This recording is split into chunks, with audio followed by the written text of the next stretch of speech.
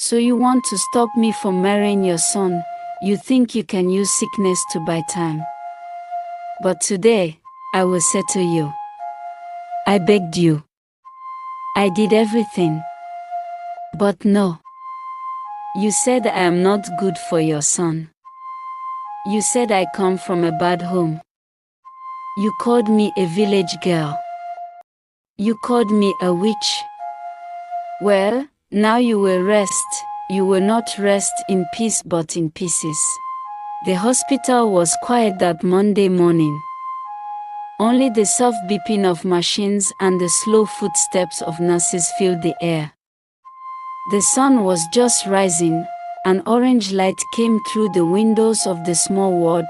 Nurse Amaka was on morning duty. She was in her white uniform, holding a tray with injection tools, medicine, and clean gloves. She walked gently into room 7. That room had only one patient, a woman in her late 60s, lying quietly on the hospital bed. Her name was Mama Oluchi. She had been brought in 2 days ago after she fainted at home. Amaka opened the door slowly. "Good morning, Ma," she said gently. Though the woman's eyes were closed, she moved closer and checked the drip connected to the woman's hand. The fluid was still going in smoothly. Nurse Amaka reached for her notes, flipped through the charts, and prepared the injection. Suddenly, she heard something, a soft sound, shoo-shoo, like someone brushing against the wall. Amaka paused. Her eyes narrowed. The room was supposed to be locked to visitors during injection time. She looked toward the door. It was open. She stepped back and peeked outside the room. She saw the back of someone entering, dressed in a white lab coat. At first, Amaka thought it was one of the doctors. But something didn't feel right. The person had no ID card. Her shoes were not the normal hospital shoes. She was wearing open slippers. Amaka watched her quietly from behind the curtain. The woman was smallish in size and had covered her head with a hospital shower cap, like someone trying to hide her hair. She looked around as if to check if anyone was watching. Then, slowly, she walked to the bed where Mama Oluchi lay. Amaka's heart started to beat fast. "This one is not a real doctor," she whispered to herself. Quickly, Amaka bent down and crawled under the bed beside the old woman. It was not a perfect hiding place, but the white sheets hanging from the bed covered her well enough. From under the bed, she could see the woman's shoes clearly. They were pink rubber slippers, definitely not hospital standard. The strange woman looked at the old woman and scoffed. "So you want to stop me from marrying your son?" she said in a low voice. "You think you can use sickness to buy time? But today, I will settle you." Amaka could not believe what she was hearing. She held her breath and stayed very still. "I begged you. I did everything," the woman continued, her voice bitter. "But no. You said I am not good for your son. You said I come from a bad home. You called me a village girl. You called me a witch." She laughed coldly. "Well, now you will rest in pieces." Amaka's hand trembled under the bed. She was now sweating. The strange woman took out a small syringe from her coat pocket. She bent over the drip bag, inserted the needle into it, and pushed in the liquid from the syringe. Just a few seconds. Then, she pulled out the syringe, wiped it with tissue, and placed it back into her pocket. She looked around again and walked out of the room quietly, closing the door behind her. Amaka waited a few seconds before she crawled out from under the bed. Her legs were shaking. She stood up, her chest rising and falling fast. She looked at the drip that had just been poisoned. She ran to it, untied it from Mama Oluchi's hand, and took it down. Jesus! What did I just witness? She whispered, placing the poison drip far away. At that moment, the door opened again. This time, it was a short, elderly man wearing a brown native outfit. He looked surprised to see the nurse breathing heavily, holding the drip. "Oh, nurse, is everything okay?" he asked. "How is my sister doing?" Amaka turned quickly. "Are you her younger brother, sir?" "Yes. I'm Uncle Chuka. I came as soon as I finished from the bank," he said, looking worried. "What's happening?" "Sir, please listen to me," Amaka said, trying to speak calmly. "A woman just came in here, pretending to be a doctor. She added something inside your sister's drip." Uncle Chuka opened his mouth in shock. "What? Are you sure?" "I hid under the bed and saw everything," Amaka said, now beginning to cry. "She said your sister tried to stop her from marrying her son. And she wants her to die." "My God!" Uncle Chuka shouted. "Please, where's the real doctor? Where is Dr. Idris? I will call him now." Amaka said and picked up the ward phone. She quickly explained everything to the doctor on the other end. Dr. Idris was shocked. "Nobody must leave the hospital," he said firmly. "I'm calling the head of security now." Amaka turned back to Uncle Chuka. "The doctor is on it. Security will lock the gate. She won't escape." Uncle Chuka nodded, his hands on his head. "My sister. What if you had not been here?" "Nurse, God will bless you." They both stood near the bed, looking at Mama Oluchi. She was still unconscious, but her breathing was steady. She didn't know how close she had come to death. The calm morning had turned into a silent storm. Dr. Idris walked quickly through the hallway. His steps echoed across the white tiles. He was tall, dark-skinned, and known for being calm in any situation, but now, he looked deeply worried. He had just finished a surgery when the call came from Nurse Amaka. He couldn't believe what he had heard. Someone had tried to harm a patient by pretending to be a doctor. In his hospital, he picked up his phone and dialed the security head. "Hello, Mr. Boko," he said. "Yes, sir," the deep voice of the security chief replied. "Seal the gates immediately. Nobody must leave the hospital. Someone entered room 7 in disguise and tried to poison a patient through the drip." "Understood, sir. I will inform all officers now." As Dr. Idris reached the ward entrance, he met Amaka and Uncle Chuka standing outside room 7. The nurse was still shaking a little, and Uncle Chuka looked restless.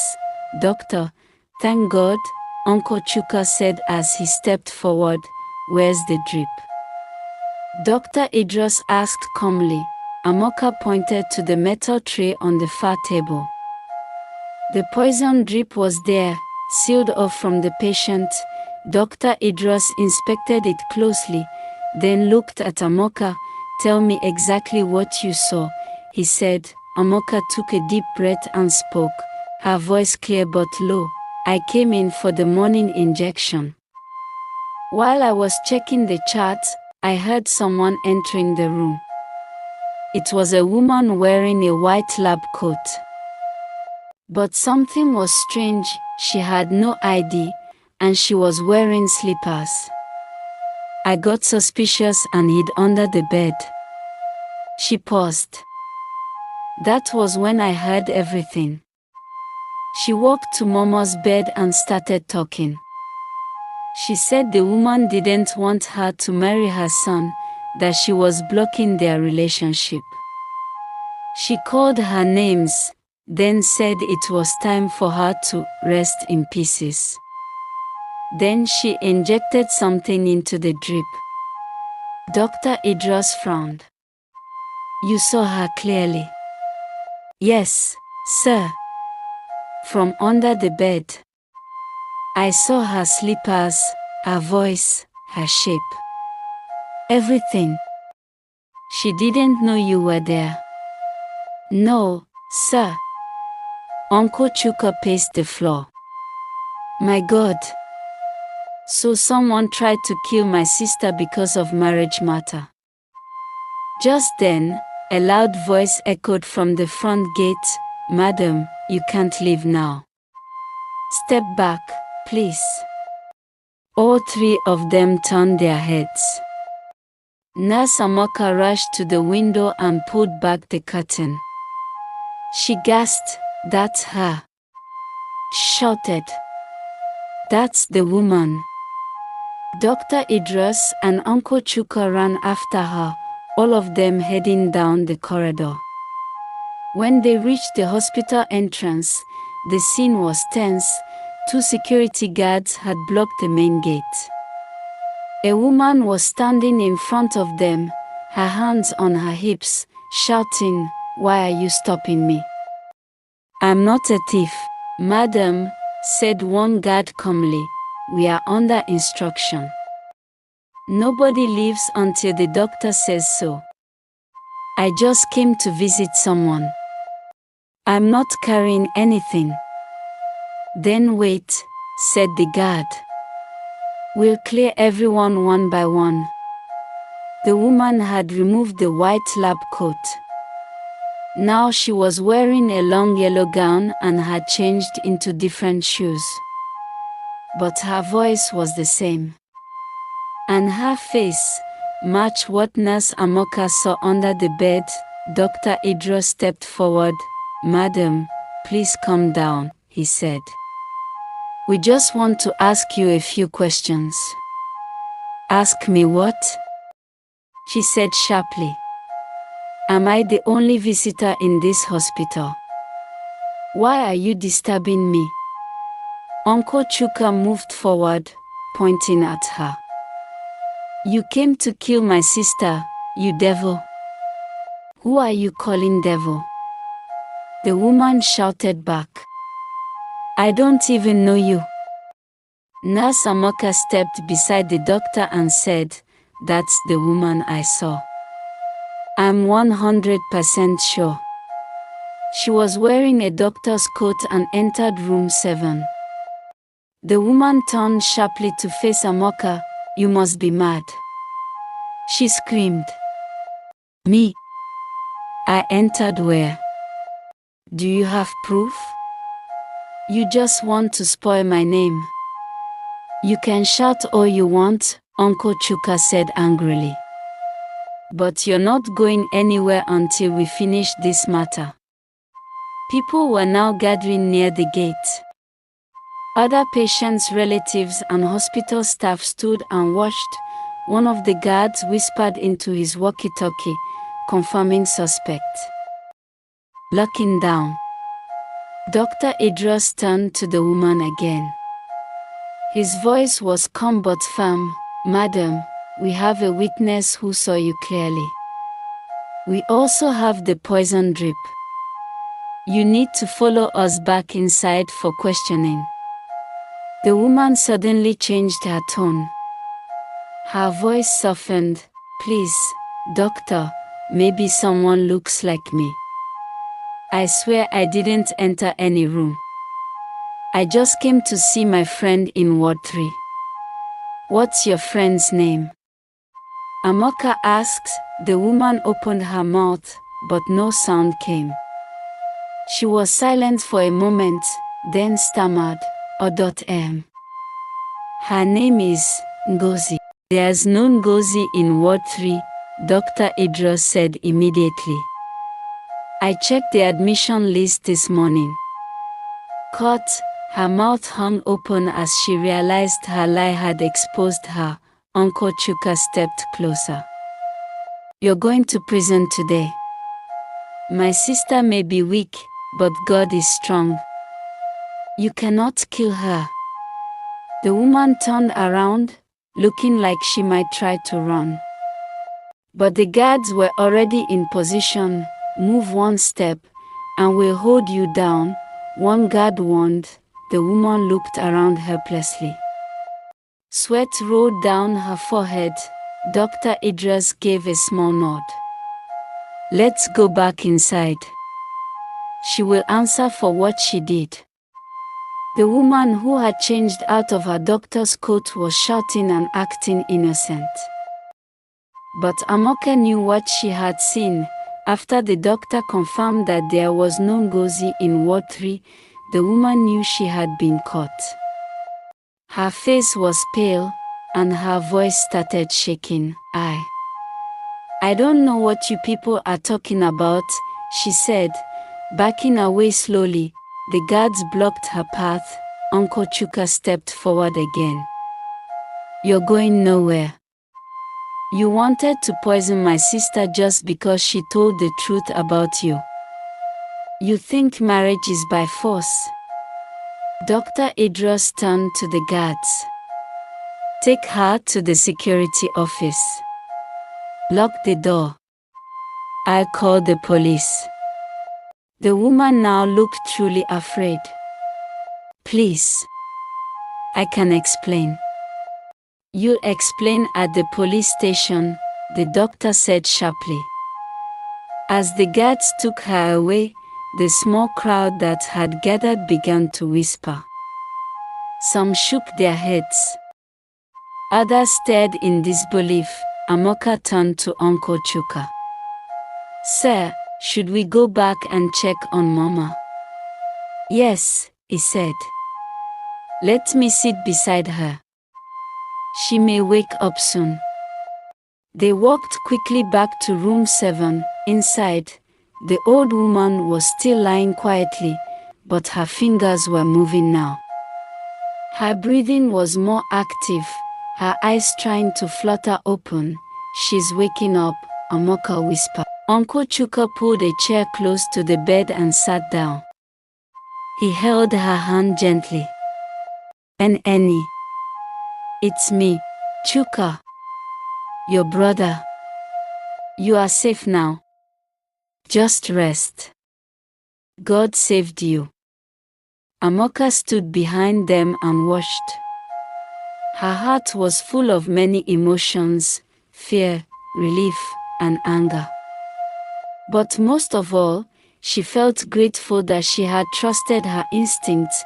Because of one nurse hiding under a hospital bed, a woman's life had been saved. The hospital room was quiet. Outside, the sun had fully risen, shining through the thin blue curtains. Mama Oluchi was now awake, lying on her side. Her eyes were half open, and her voice was weak, but she could speak. Amaka helped adjust the pillows behind her back. Thank you. My daughter, Mama whispered, you're safe now, Ma. Just rest, Amaka said softly. Uncle Chuka leaned closer to her. Oluchi, that girl. The one your son wants to marry, she tried to poison you. Mama Oluchi slowly nodded. I heard everything. You heard her? Amaka asked in surprise. Yes. I was too weak to open my eyes.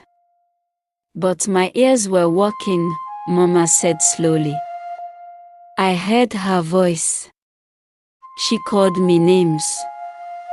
She said I was the one blocking her wedding. Amaka shook her head. She was angry because you told your son the truth. Mama gave a tired smile. That girl. She's dangerous. I told Chidi she had a bad spirit. She talks sweetly in front of people, but behind their back, she's something else.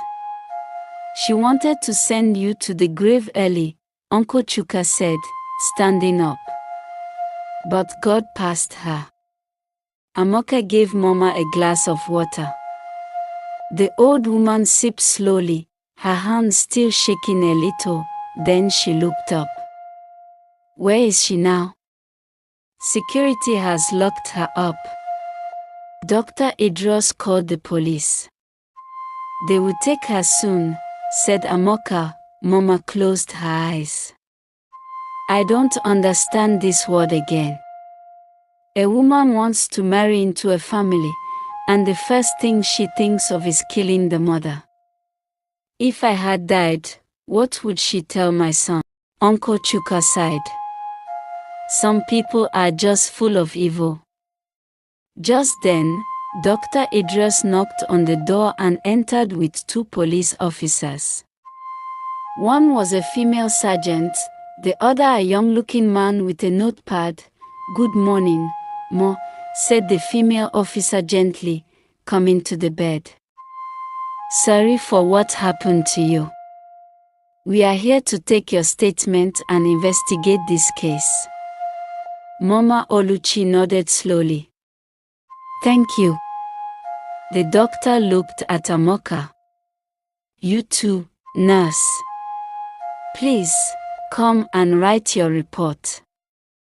Yes, sir, Amaka replied, stepping outside with them. In the hallway, the doctor turned to the young officer.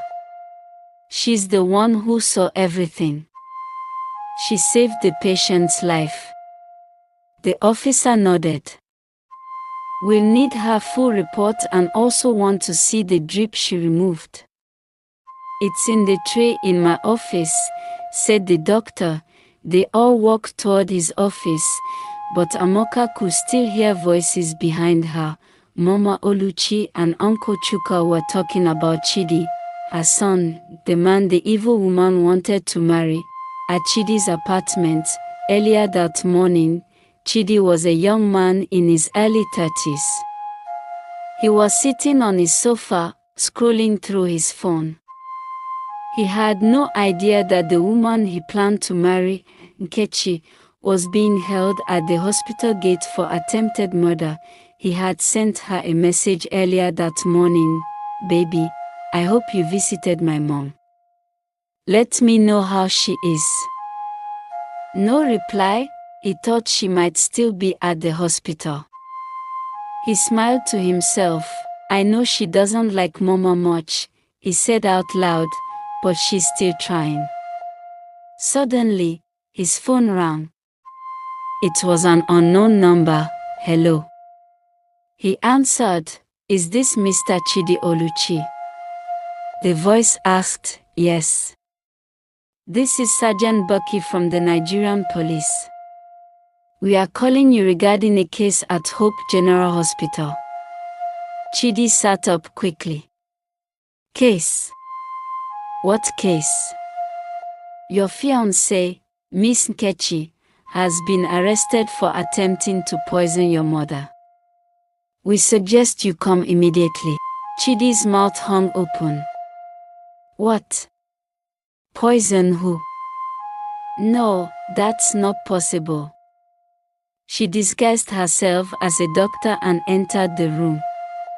She was caught by a nurse and is now in custody. Please come now. The line went dead. Chidi stood there, frozen. No. This must be a mistake, he whispered to himself.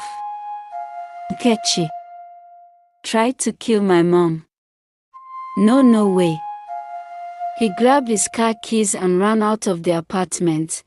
Back at the hospital, in the security office, Nkechi sat on a wooden chair, her hands now cuffed in front of her. Her face was puffy from crying, but her eyes were still sharp and proud. I only wanted to scare her, she said.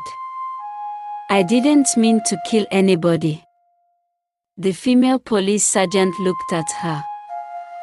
You brought poison inside a hospital, wore a fake lab coat, and entered the patient's room.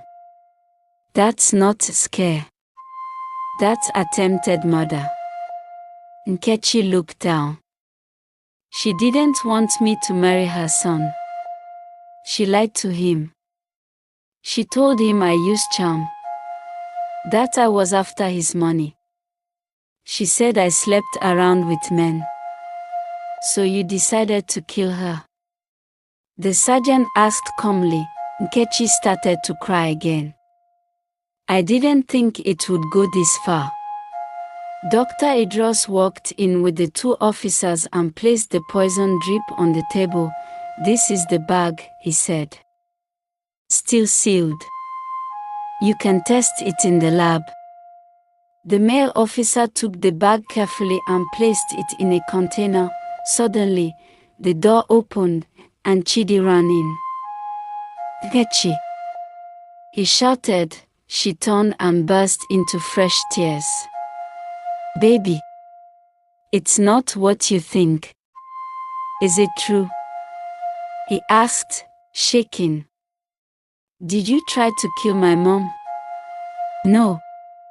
I only wanted to teach her lesson, she cried. Chidi stepped back, heartbroken. You wanted to teach my mother a lesson? With poison? She hated me. Nkechi shouted. She said I wasn't good enough for you. Chidi turned to the police. Take her away. I don't ever want to see her again. The sergeant gave the signal. The male officer grabbed Nkechi's arm and led her out. I loved you. She screamed. I did it because I loved you. Chidi looked away, tears in his eyes. Love should never come with poison. And that's the end of the story. If you enjoyed it, please subscribe and make sure to click on the notification button to know when we upload a new video. Also like, share and comment your thoughts. I will see you in the next video.